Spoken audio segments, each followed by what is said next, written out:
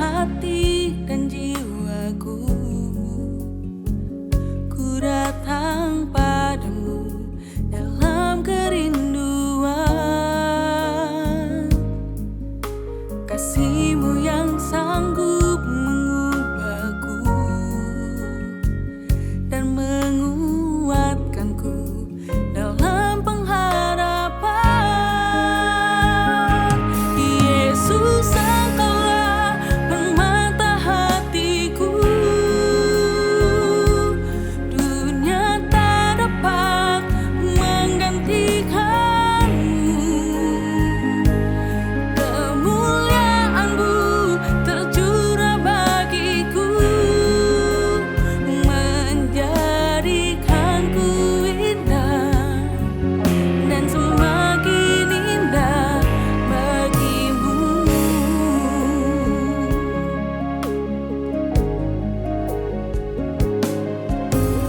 Dengan segenap hati dan jiwaku, ku datang padamu dalam kerinduan. Kasih-Mu yang sanggup mengubahku dan menguatkanku dalam pengharapan. Yesus, Engkaulah permata hatiku, dunia tak dapat menggantikan-Mu. Kemuliaan-Mu tercurah bagiku, menjadikanku indah dan semakin indah bagi-Mu.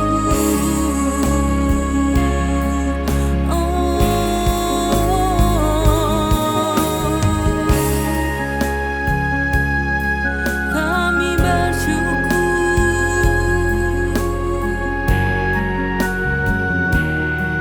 Kau luar biasa. Haleluya.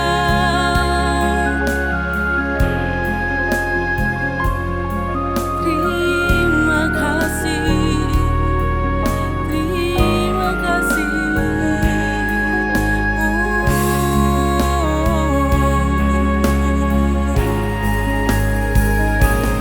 Yesus, Engkaulah permata hatiku, dunia tak dapat menggantikan-Mu. Kemuliaan-Mu tercurah bagiku, menjadikanku indah dan semakin indah bagi-Mu. Jadikanku indah dan semakin indah bagi-Mu.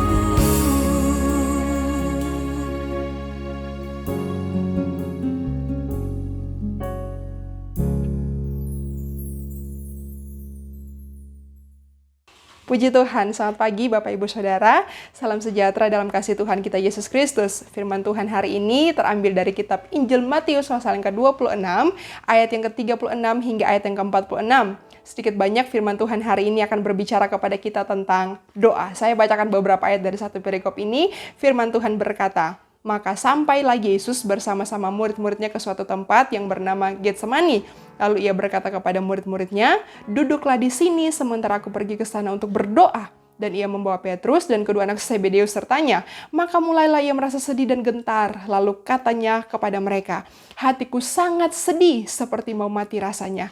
Tinggallah di sini dan berjaga-jagalah dengan aku.' Maka ia maju sedikit, lalu sujud dan berdoa. Katanya, 'Ya Bapakku, jikalau sekiranya mungkin, biarlah cawan ini lalu daripadaku. Tetapi janganlah seperti yang ku kehendaki, melainkan seperti yang Engkau kehendaki.'" Puji Tuhan.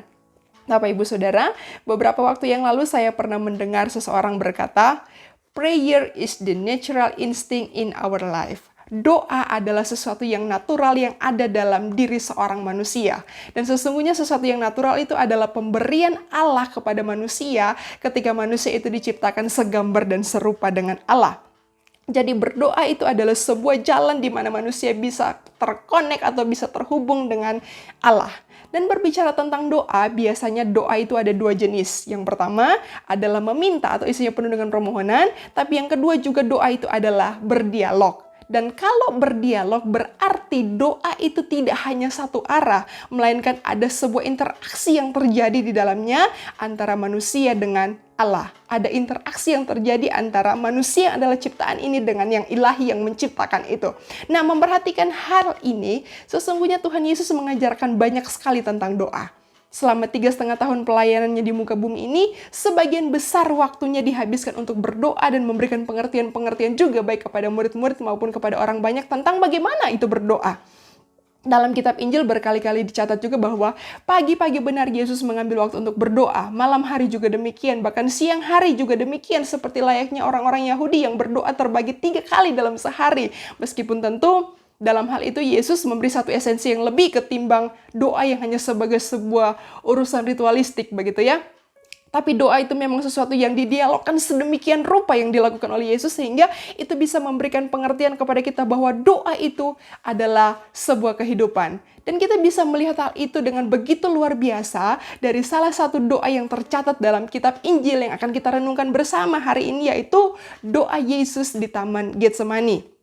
Saudara, pernahkah saudara berpikir, kenapa Yesus berdoa di Taman Getsemani? Kenapa Getsemani menjadi tempat yang dipilih Yesus untuk dia berhenti ketika itu dan berdoa di sana?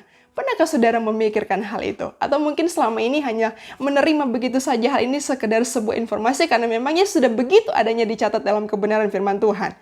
Sesungguhnya Bapak Ibu Saudara, ketika Tuhan memilih Getsemani itu luar biasa menggambarkan tentang kehidupan manusia sampai hari ini. So, why Getsemani?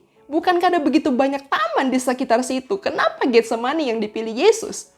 Saudara, sekedar informasi, Getsemani ini bukanlah tempat di mana Yesus dan murid-murid biasanya berhenti dan beristirahat di sana. Karena Taman Getsemani itu adalah sebuah private garden, bukan public garden begitu ya, di mana mereka bisa datang kapan saja. Kalau private garden artinya ada yang punya taman itu dan tentu saja tidak sembarang orang bisa masuk ke sana. Mungkin di jam-jam tertentu bisa, tapi tidak selalu taman itu dibuka begitu.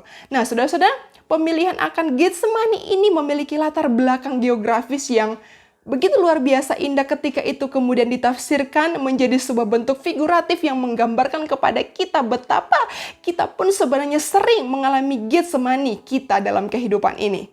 Dikatakan demikian karena biasanya saudara-saudara, sesudah seharian Yesus dan murid-murid melakukan aktivitas mereka, sesudah seharian dia mengajar, dia mengadakan banyak sekali mujizat di sana, dia melakukan banyak hal dalam pengajaran kepada orang banyak. Biasanya dari Yerusalem itu mereka akan kembali ke Betani, tempat yang dimana biasanya mereka menginap atau biasanya mereka tinggal. Nah, dalam perjalanan dari Yerusalem ke Betani itu, maka mereka akan menuruni lembah Kidron, dan dari situ kemudian mereka akan naik lagi ke Bukit Zaitun. Nah, di balik Bukit Zaitun itulah terdapat desa Betani, tempat di mana mereka biasa menginap. Nah, ketika mereka dari Yerusalem turun ke lembah Kidron itu, kalau dilihat pada peta geografis, itu menarik Bapak Ibu Saudara. Kenapa? Karena Taman Getsemani itu letaknya di paling rendah dari lembah Kidron ini. Dan Yesus berhenti di sana.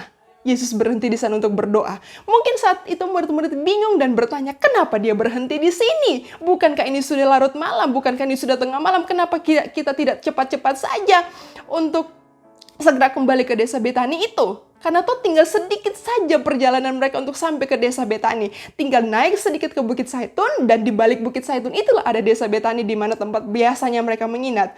Tapi malam itu Yesus memilih untuk tinggal di sana sementara waktu untuk berdoa. Dan di ayat yang ke-36 tadi dicatat bahwa Yesus mengajak murid-murid untuk duduk di situ dan dia berdoa di sana. Dari 12 murid dia pilih 3 orang yang paling dekat dengan dia untuk berdoa bersama-sama dengan dia di taman itu. Saudara, Ada beberapa penafsir kemudian mengatakan bahwa Getsemani ini harusnya kita pahami sebagai tanda bahwa secara tepat Allah dalam diri Yesus Kristus memilih Getsemani sebagai taman di mana dia berdoa untuk sebuah pergumulan yang amat sangat berat sepanjang dia menjalani pelayanannya di muka bumi ini. Yaitu pada saat dia harus menghadapi kematiannya, yaitu pada malam ketika dia harus ditangkap. Tidak ada yang lebih buruk dari situasi dan kondisi itu dari sepanjang perjalanan pelayanan Yesus kecuali malam di Taman Getsemani itu. Ini sebagai sebuah gambaran, there's the lowest life dari seorang Yesus Kristus yang tinggal di tengah dunia ini. Itulah sebuah titik terendah dalam kehidupan Yesus ketika dia menjalani pelayanannya selama di muka bumi ini. Jadi ketika kita melihat bahwa itulah tempat yang paling rendah di mana Yesus berhenti di situ untuk berdoa. Tempat di mana dia mengatakan, hatiku sangat sedih, seperti mau mati rasanya. Saudara-saudara, kata-kata ini merupakan seruan yang begitu berat, begitu mengerikan apa yang akan dia hadapi. Selama 3,5 tahun dia melayani, tidak pernah muncul kalimat yang seperti itu. Tapi kata-kata ini kemudian muncul ketika dia berada di Taman Getsemani. Untuk menjelaskan kepada kita bahwa Getsemani itu secara geografis adalah tempat yang paling rendah. Dan kehidupan Yesus pun pada saat itu juga berada pada titik yang sangat rendah dari hidupnya. Ketika dia harus berhadapan dengan laknatnya Allah terhadap dosa manusia. Yang membuat Yesus sedih ketika itu bukan kematiannya. Dia tahu dia akan mati. Dia tahu bagaimana cara dia akan mati. Dia tahu seperti apa caranya dia akan mati. Dia tahu dia akan menderita. Bahkan dia tahu persis itu secara fisik. Dia tahu semuanya karena dia adalah Allah, bukan? Tapi hal yang paling ngeri dari peristiwa itu adalah dia tahu juga bahwa ketika dosa dunia itu ditimpakan kepadanya, itulah the lowest life of Jesus' life. Itulah titik yang paling rendah dalam kehidupan Yesus. Kenapa saya katakan the lowest life? Kenapa itu titik terendah dalam kehidupannya? Karena pada saat itu dia tahu bahwa dia akan terpisah dari Bapaknya. Itu hal yang sungguh-sungguh mengerikan sekali. Jadi bukan matinya atau bukan kesengsaraannya yang dia takutkan. Tapi bagaimana dia akan terpisah dengan Allah. Bagaimana dia akan terpisah dengan Bapaknya. Dan Getsemani itu menjadi saksi betapa sedih hatinya seperti mau mati rasanya, kata Yesus. Saudara, keadaan ini menjelaskan kepada kita bahwa sesungguhnya ketika seseorang mengalami Getsemani, suatu keadaan di mana kita berada pada titik yang terendah dari kehidupan ini. Ingatlah bahwa Yesus pun pernah mengalami akan hal yang seperti itu. Artinya ketika kita mengalami Getsemani, seakan-akan hidup kita penuh dengan segala pencobaan, penuh dengan berbagai masalah dan persoalan pergumulan yang membuat kita tidak mampu lagi seperti mau mati rasanya. Ingatlah bahwa ketika kita ada di posisi itu, dia tahu persis keadaanmu, dia tahu persis keadaanku. Ketika kita berada di titik terendah kehidupan ini, sungguh Yesus tahu dan dia mengerti persis keadaan itu.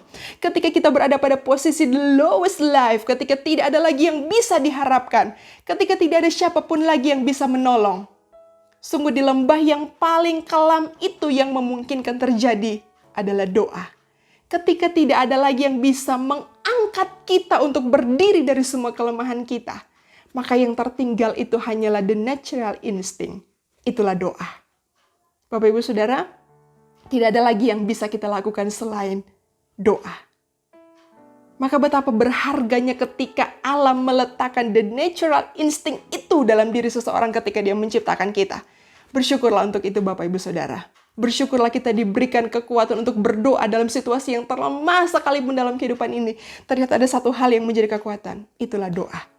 Saudara, kalau kita memperhatikan doa Yesus di Taman Getsemani ini, konten doanya sama selama 3 kali berturut-turut. Dalam doanya Yesus selalu berkata, "Ya Bapakku." Artinya Yesus memanggil Bapa. Dia berseru kepada Bapa. Artinya, ketika kita berdoa, saya dan saudara berdoa, maka dia adalah Bapa dan kita ini adalah anak. Nah, ketika dia Bapa dan kita anak, ketika kita berdoa, anaknya dia berdoa kepada Bapa. Artinya betapa bebasnya kita bisa berkomunikasi, betapa bebasnya kita bisa berdialog sebagai anak dengan Bapa kita.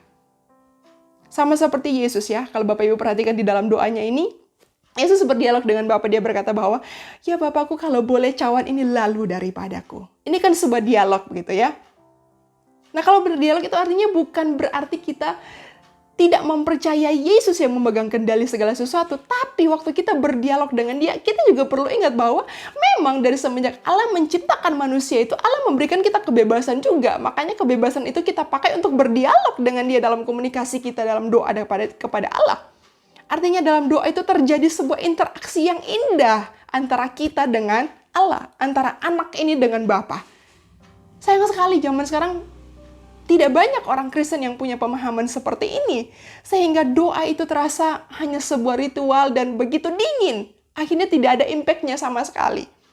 Tapi tahukah saudara hari ini bahwa apa konsekuensinya kalau kita memanggil dia Bapa dalam doa kita?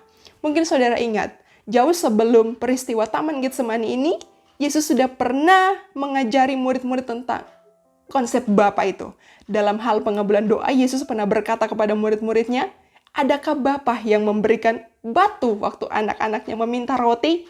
Artinya dalam hal ini, Bapa itu sangat tahu dan mau untuk memberikan yang terbaik bagi anak-anaknya.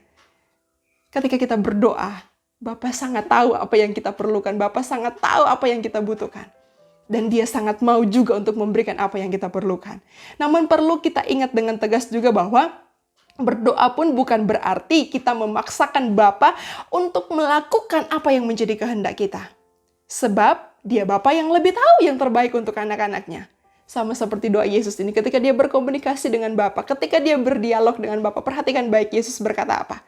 Pada akhirnya pun di doa Yesus yang disampaikan kepada Bapa, dia tetap berkata dalam seruannya, tetapi bukan kehendakku yang jadi, melainkan kehendakmu. Belajarlah dari doa Yesus. Mari berdoa dalam komunikasi dan dialog yang semakin indah dengan Tuhan. Terbuka hati, maka kita akan melihat tangan Tuhan akan segera turun untuk menolong kita.